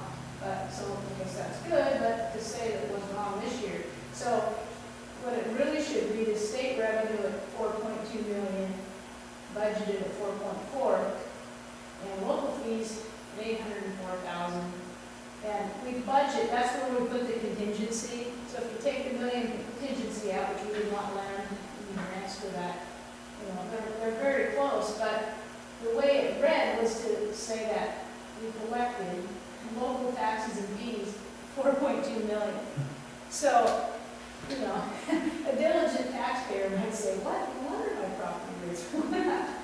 I mean, it's not funny, but those were flip-flops, so in reality, state and local taxes, you know, or excuse me, local taxes and fees much smaller. So we have a black eye there. I mean, I know some people did catch it and called it out or pointed it out. Some people said, well, that's common sense. Obviously, they're transposed, but some people also tell me, goes, go straight to the garbage, we don't even look at it, which broke my heart because, anyway, I just wanted to put that out for the record, and I specifically wrote it that way on the agenda too, because I do know we have a certain group of people who at least go look at the agendas that are posted. I've already fixed it for next year. When they come to us from the SD, I already see it, and just have to go in that mistake. Hot water heaters. I think somebody asked about an update on those a while back. But the hot water heaters for the kitchen and locker room have been installed. The air conditioning was going in this week. I'm not sure if it's finished yet, but it's been started, it probably is. And that is for the computer lab. About 30, 35 computers in there. And it's not good to have 80 plus degrees in there all the time. There are days it's over 100. We just thought we needed to do something to protect our investment in there. So those are pretty much done, ready to go. Just a couple other quick things before we introduce Eric. The next board meeting is at the fire hall, 6:30, regular meeting. I'll send out plenty of reminders. And an update. Maybe I sent something out, I'm not sure, but we were informed that Scott Deere is going to be able to return, so we're totally thrilled about that. Maybe two other teachers, Ming, but she prefers to go by Jasmine Wang, and G for K, will all be here next year. They'll be arriving at various points between second week and third week of August. I believe their homestays are already assigned and aligned. We were able to keep the apartment in camp for Scott, so we should be ready to roll. I'm excited about that. In regard to that, mix up with the year report, are you going to, in your summary to the Eagle, are you going to address that? Yes. Okay, I'll do the same. Yeah, I'm gonna go right off of this one. Yeah, that's definitely, hopefully if someone reads anything. Or they just threw it away and didn't read it at all. Like, I won't say who told me, but, yeah. Actually, yeah. So, I'd like to introduce Architect Rick Hagerman. He has some things he would like to talk to us about and present. I'm going to switch over here and load up his other presentation because I think it'll probably work out better than this. I took some screenshots for this part. What do you need, the flash drive, or is it? We can do that, or I could use what Scott said. Oh, okay, it's just, it's not, Okay. I'm gonna plug this in.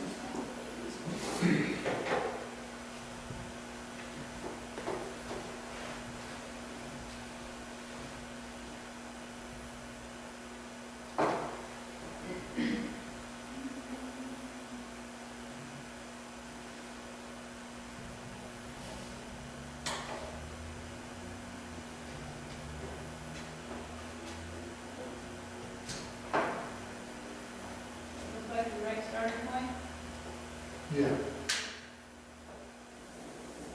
just see, make sure, what you think you're talking about. Okay. Okay. Okay. Yeah. So like Lisa said, I'm Eric Farmer.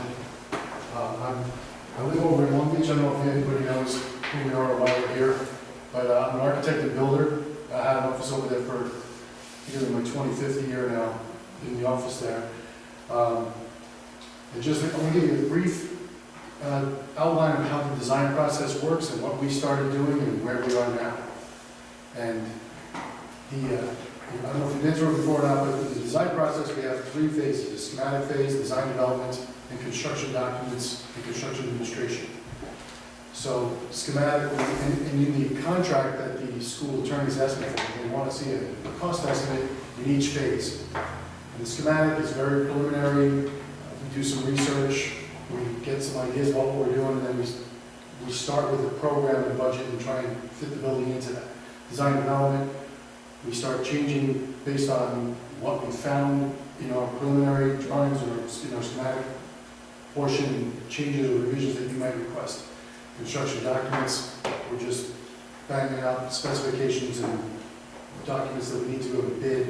And then construction administration, part of those construction documents, we're watching over the entire construction project, helping the selection of the contractor, and in the contract, they're asking us to have weekly meetings on site, and there's usually more than weekly when you're dealing with the contractors in their request for information submittals, answering all their questions and checking that everything is being built per spec.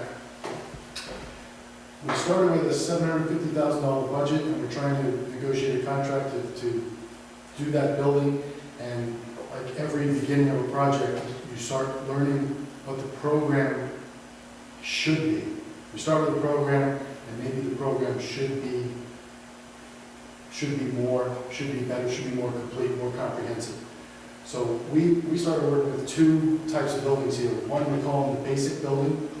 That's where we were introduced to the site. Let's put up a building on the hill for $750,000. It's a auxiliary, basic, metal building with lights and heat. 7,000 square feet plus or minus. And we started looking at what that could really cost. This is when we look at the next version, we have a basic version of the 750, just sitting there on the hillside.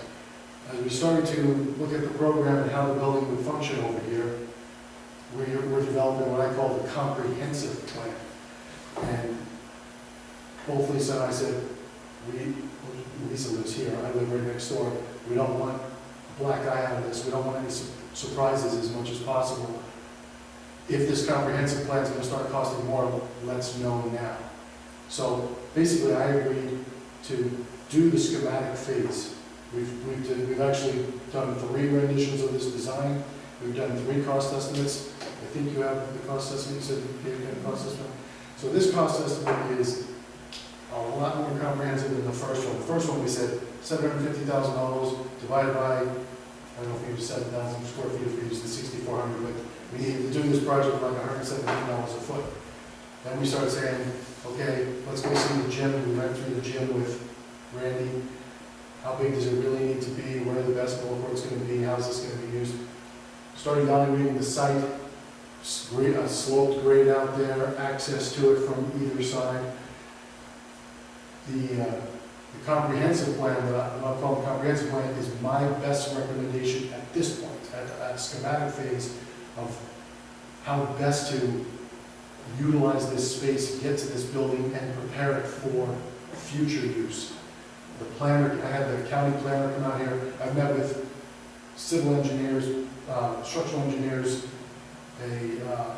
electrical and mechanical engineer. I've had the county planner out here, I've had the building inspector, and through these cost estimates and design phases. And the first thing the planner said is, yeah, I know it's just a temporary practice or secondary practice facility now, but someday soon there'll be 6th grade basketball tournaments going on over there. Well, whether there are or not, the comprehensive plan, this is where we got into, okay, how much is this going to cost and should be, when does it go beyond the budget?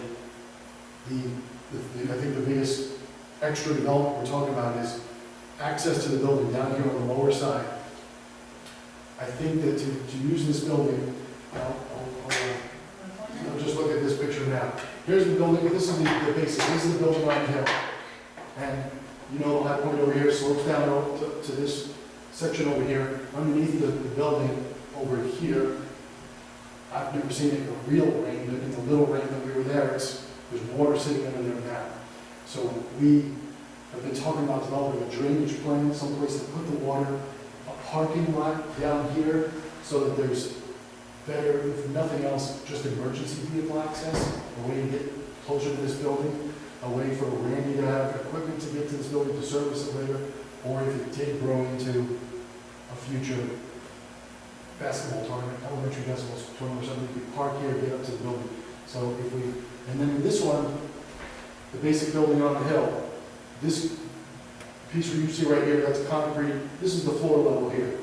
So we need 5 feet plus or minus of some sort of fill, and then the building is just up there in the sky. We're entering on this side, and at the highest grade, up by the river, whatever this is, out here, this section of the building, is that, oh, it's over here. Is that middle school? High That's high school. This is middle school. Okay. So you can see here, we have doors here. We can't have doors here, we have to do something to the site, because we're just gonna open up, fall out 5 feet. So can we go to the next one? Should be a comprehensive plan. Okay, so this is an initial comprehensive plan. The building has a sidewalk around the entire structure, and it has a retaining wall down here, so the grade slopes to this retaining wall, and there's a parking, a place to control the runoff, probably a catch basin to wherever, to be planned if we go this route. And is it okay? There was discussion about future access to the highway. Our facilities. Okay, so this would be setting up for that. We would plan for how would we get to the highway and how would we get to this future bus drop-off that they were speaking of. Another thing is a cluster of trees down here at the bottom, a little bit of a low area. We walk through with the planner, he's not calling it wetlands. We could clear that if we want, we could make bigger parking there, or that could be the drainage place, or if nothing else, in my mind, pardon me if I'm just stepping over everybody with my ideas, because I don't live here, but if those trees were cleared out a bit, there's the building. When people are driving by town, they look up at the school, and then that falls in line to why I have an arched roof here. There's an arched roof over the existing gym, and I was suggesting an arched roof over this gym as like bookends to the campus. And wherever you see these things, you know that's the gym, as opposed to, we do have another one. I think it's handsome as well, but it could be a library, it could be a church, it could be part of the school, because it does have a gable, but we can look at that again. That's not as important as I think is the shape of the building. The shape of the building is not as important as the whole development of the site. And the whole development of the site is something that we were not talking about when we started. I think when Lisa developed the budget, or whoever developed the budget, I don't think we were talking about that then. So we're trying to be real careful about identifying if we should go forward with that or not. That said, I'm not just looking at the rest of the drawings. Those could be done in different stages, right? Absolutely, yeah, and that was the other thing I suggested, not that we built the stages, but if you were interested in doing that, let's design it now. We're here, it's everything, when we're doing the design work, get that done, because we're here. When you're doing the construction, that's why I think take those trees out now, fill that in now, if you're ever gonna have access later. If they're here moving a whole bunch of earth, maybe something that's getting dumped in there, maybe something, and it's a good staging area. If we're working up here, we have a little tiny staging area down there now to work on. And otherwise, equipment's going to be up here by the school on slope grade. It's going to be kind of a tight work spot. Let me just see what the other drawings are. Okay, so this is a side view of again, just to show the basic building, the dotted line being the floor level of the building, the dark grade going down below. We could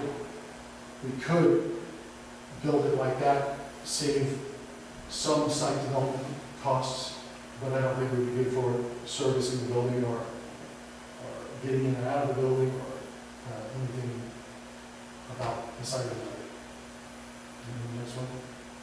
Again, that's a structural, another section of, so we have fill out to here, sloping down to a retaining wall that creates the parking area. And then I think I tried to mention that we also correct the drainage underneath there that is sort of flooding now. We were walking above it, so it must stay pretty wet under there. Although Randy did have a drainage pipe coming out of that low area underneath the building, trying to get into that woods, but it's not, it's a good thing to fix it now while you're here. Okay. And then the next one, okay, this is the site plan. And this is the site plan with nothing but a building on it. I'm going to keep saying the same thing over because this is basic. And the next one, comprehensive. So sidewalk all the way around, access to over to the high school wing. And we're also talking about taking the roof, this covered roof out of this area so that they can drive through to here is also emergency vehicle access. Or servicing the building, cleaning windows, painting the building. Sidewalk down to this door, and a parking area that, this has got double loaded, but it could grow this way, it could grow this way, I mean, it could be anything now depending on how people feel about how much parking you like there. Part of the county at this point, we're not going to require any more parking because we're not adding users to the buildings. You have the same amount of users, we're just giving them another space. That's the way the code reads. You know you could have more users here at some point because you could have a game going on over there and volleyball practice over here. So then you would have more people here at the same time. So parking is logical in my mind. And then we have, I think now we have a gable version just for discussion.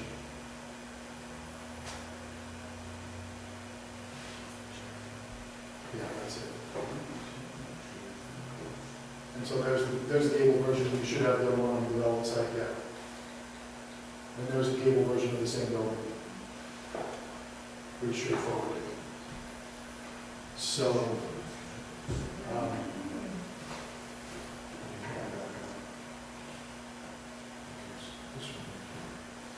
so in the discussion, I don't know, where would you like to go? If everybody's read my latest round 3 of the cost estimate.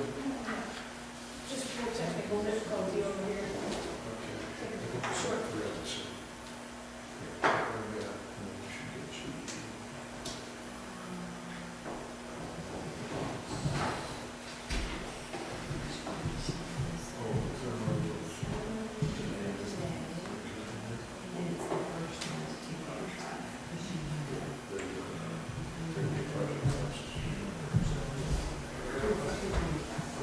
Good to go? Yeah. I can put something on the overhead. Which sheet are you looking on? Oh, we're looking at project. Okay. Thank you. Estimate one? Yeah. Right.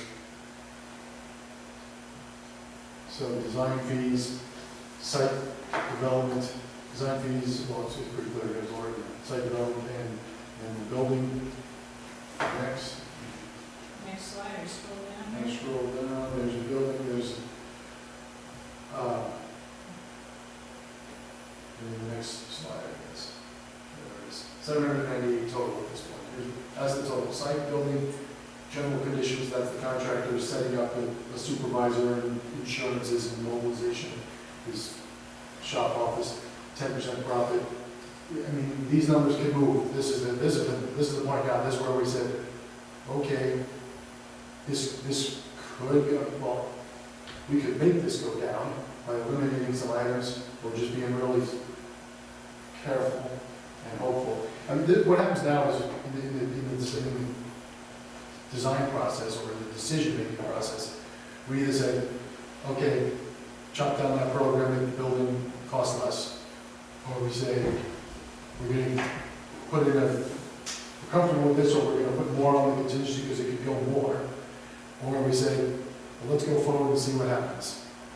And And that's what, I hate to say it, but that's what most people do. They say, well, let's go forward, see, especially with this detailed cost estimate. I mean, we still have a lot of questions in here on what this cost estimate is, but we've been talking, like I said, talked to, the one I did there, they've been talking to contractors, I called metal building manufacturers, we've been reading online different projects and what they cost, and we've been talking to contractors that sell them. I'd like to back up about that for a second. In metal buildings, the contractor, metal buildings, they can't give us a price because they have a licensed contractor who sells metal buildings. There's probably 5 regional metal building suppliers, probably 2 or 3 that people really like to use. ABC, American Building Corporation, is what they're called. They're one of the biggest ones in this area. We've contacted them, we've talked to them about design process, and what we can use, and what type of building, and what, they've said the same thing to us that the contractors have said to us. We have a contractor in the area that's licensed to sell ABC, there's another one that's licensed to sell global buildings, and another one to whatever they are. And so I'm talking to the regional guy who's selling the ABC buildings, so I know what these prices really are that he's putting up. We give him a drawing, like you saw, of the, well, we have a better drawing to manage, but we give him a drawing of the plan sections and elevations of the building. It's still not quote-unquote finally designed because he has to take it to the metal manufacturing engineers. They finish the design per our engineers' requirements, and he has a price and brings that final design and price back to us. So there's always going to be an unknown. We never have a guarantee what this costs until 5 contractors come back to us with 5 different buildings and what their costs are. And then we have to take their design that they brought to us, bring it back to our engineer and say, did they meet the local codes and requirements? Is this going to perform the way we asked it to perform, or do they have to go back to the drawing board and redesign this? So there's a lot of back and forth, a lot of time with the sub-consultants on our part, for the architect, with the engineer, with all the engineers, and the contractors, structural engineer, mechanical engineer, electrical engineer, civil engineer. I have a big ass question now. Go ahead. So I'm assuming site means site track. Yes. Site development. So, profit, 10% of what? Total construction costs. So I had the site and the building, and I think I threw the general conditions in there as well. Okay, So it's, that's for the people doing that work, basically? yeah. I have a total word, so it's 500 something for the building. That's for the contractor, yeah. And they operate anywhere from 8% to 20% if they get it, but I know that local contractors are trying to, they got markup they have markup in here, in their building, they're selling the building. They have markup in here because their crew is putting up the building, and so they're paying the guys $50 an hour, charging out $85, whatever the current prevailing wage is. And they'll probably have some markup in their site, and then profit is just on top of all that. And that's typical construction. And then in our A&E fees, I've received proposals from the electrical, mechanical, and structural, and these are not the full fees. I wrote performance specification only for the mechanical, and I don't know if that's something the board wants to discuss or that's something you want to discuss.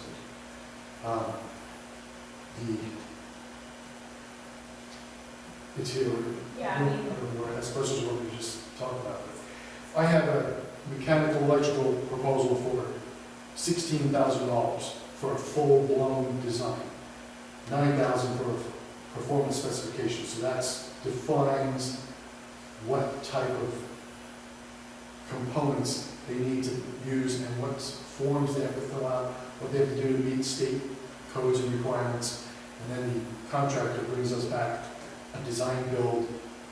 These are the lights we're going to use, that's the heating we're going to use, and these are the forms and reports we're going to fill out. Here's my stamped engineering. So there's other costs into this There's other tasks inside of this. This is an overview of the costs. But this, if I'm reading it correctly, let's just call it 800,000, is your best, I guess, estimate at this point for the parking lot and everything. Yeah, What we. yeah, this is The non-box on the this is the building, comprehensive project. totally flushed out. This is a comprehensive project, and I feel, again, we don't want to surprise anybody, but I don't want to say this won't cost more, but I feel pretty darn good about this estimate. This is the third estimate, third round of drawing the building, talking to all these different people. We have $30 to put in there for, we have the contingencies that I might have in here. The building, $30 a foot. I think we can get the building, I know we can get it for less than $30 a foot. We can maybe get it down to 22 or You 20. know, metal, Building setup. concrete and everything. What is it? No, metal building is, okay, let's put the details in for you. The metal building itself, the material, is 30, yeah, I'm just, yeah, it's $30. I have $30 to put in there for that. That's all this stuff. Well, if we were talking about just the building, Hmm? we're talking about a comprehensive plan, you know, just talk about putting in the building, so we end up with a covered play space for these, for the kids. What's the difference between, If I thought of that this morning, again, somebody's gonna ask me, what's the difference? That's the next step. If we wanna go less, then we just have to start pulling pieces out. I mean, these are estimates. Is it gonna be $100,000 less, $200,000 less? I don't think we're gonna get $200,000 less. We're still gonna do something with drainage and we back up, and so that's transparent also. After bringing the planner here, I don't know how Pacific County sees this as okay, but we don't have to do a drainage plan. We can put the building on the hill and watch the water run wherever the water runs. They said we don't have to do a drainage plan. We wanted to start a rowing class. I think we want to do a drainage plan. I think we want to see where this water's going, so we don't move dirt around the building and down the hill and where it goes. But we don't have to. So, and we don't do the parking lot. I mean, just start subtracting the pieces. I mean, I have $30,000 in there to pay the parking. I have a $10,000 team or 40 drainage utilities. I need some of those utilities to read the drainage. That's 25, 30, 40, 50. Yeah, you can knock 100,000 off this real quick. Just put the building on the hill. It just seems like all that much more would be way more than 100,000. I hate to stand here six months from now and go, sorry, it's $100,000 more, but we've put in a lot of effort here to put these numbers together. I think, and I've run it by the contractor who thought I was high on some of them. I broke the site down, my first estimate for the site, just shooting from the hip. I just said, I wrote down some pieces, it came out to 85,000. I said, no, this is 150 all day long. And now I broke it down with the engineer, moving the dirt, fill, all these pieces. It's 148 with a contingency. And woke up this morning and realized I don't have the sidewalk from here to the building. I got the sidewalk around the building, so the contingency's probably another 5,000's gone from that. But, I have $30,000 contingency here, probably 20, 30 in the building. And then it's a matter of how hungry the contractor is, or how extraordinary we get with designing the building. I mean, I personally, we set a budget at 750, and that is what the board has approved. I like if we could get all that more for 48,000 more than budgeted. I mean, I think that'd be money well spent, because it's done then. We're not coming back later and saying, oh shoot, we should have put drainage. I mean, if this soil is anything like it is at my place, a half a mile down the road, which I'm guessing it's gotta be close, once you disturb that, I mean, it's just gonna run right down, you know, in that ditch. Did we budget 700 or 750? 750. So it was 500,000, we transferred a 200,000 grant? Right, but at that last board meeting, I asked for 750 just because of all the, you know, who knows what's and the fees involved, so. But we could trim it back, or we could, like you said, you know, go for it. I don't like to. So the structure, different roof line, is that enter any The significant. contractor that I'm talking about the building, said he would go get me some prices so we can know for sure, but he thinks it's probably 15% more for the barrel vaulted. But we also have the barrel vaulted built lower, and we can go, I think we can go either way still, because we can lower this building. It doesn't have to be as tall as, we started with 16 feet, I think 16 on the very ends and like 31 at the peak, 31. 29, 31 at the peak. Well, If, your not if exist- it's vaulted, but I think that two ends about 29. 20, yeah, we got 27. We measured 27 to that one, to inside the ridge. And anything that we're reading says just don't go below 20. Oh, definitely. Yeah. So that I would think it be, depends on your roof pitch, if you want 312 or 412, if you're doing, that's gonna change that. yeah.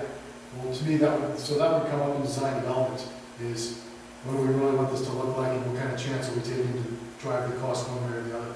If we come down to the 12-foot plate height at the outside and go up, or if we go to a 16 and go up, that's a lot taller building.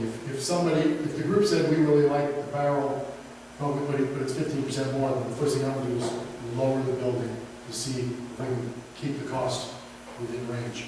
If we say, don't even explore it, well then, go with the gable for that. Well, the idea is to be able to play basketball and stuff, so it doesn't, I mean, for this 800,000, are we talking, we've got a metal building that's insulated with heat, and that's it, or are we talking about, we've got a metal building that's insulated with heat, a wooden floor, a basketball court floor, and baskets, and that kind of stuff? No. The only thing we added to this was room to put bleachers on one side of the building. I think it has heat lights, insulation, and all of that. I think maybe it's easier to say what it wouldn't have at that point is a floor and baskets or nets or anything like that. No floor and baskets or bleachers, but No locker rooms, no restrooms. If you Right. had a water I bid, put water because I think we gotta get something out there for hose bibs or drinking water or something when we wash the building. And, Well, it just makes sense to get a water tube building, yeah, and then we can do other things. right. And the other thought that came to my mind today was, we don't have storage out there. Where are we gonna put basketballs, volleyballs, and we probably need some sort of, we're showing two awnings in the drawing, maybe one of the awnings is closed in for a storage area, or it has to be we another kind of piece. talked about, something like that later, which is why I personally like the footprint over here, because you have room for tip outs, kick outs, awnings. You could put windows on one wall and have it like, where you could see through as the supervisor, watch kids at the gym, watch them in the weight room. So, we had talked about possible ideas going forward, and definite, this started with a playground grant to, a covered play area, because it rains so much here, it doesn't really do any good open signs. Plus, the other schools we talked to said, don't do that, you'll have birds and make a mess everywhere. So it started as that, and then it became, well, there's some other schools and companies that did it, how much more would we have to spend to get a usable gym, not a Taj Mahal thing. And then it's sort of grown from there, because we have other space needs that we haven't really been able to solve. But, obviously things we hadn't, fully thought about, which is why we're here going, okay. And this whole discussion is important in shaping, his contract also with us, because is he doing photo blocks on the hill? Is he doing something larger? Because the, fee scales kind of tie into that accordingly. So I just thought, it'd be time to have a larger discussion, see some pictures. I think it's so much easier to visualize, Well, In this plan that you're presenting, where are you envisioning the building going? Are you talking about tearing out the greenhouse, putting where the greenhouse is now, or are you moving closer? yeah, in the greenhouse fenced area, it's, what's that, what direction is that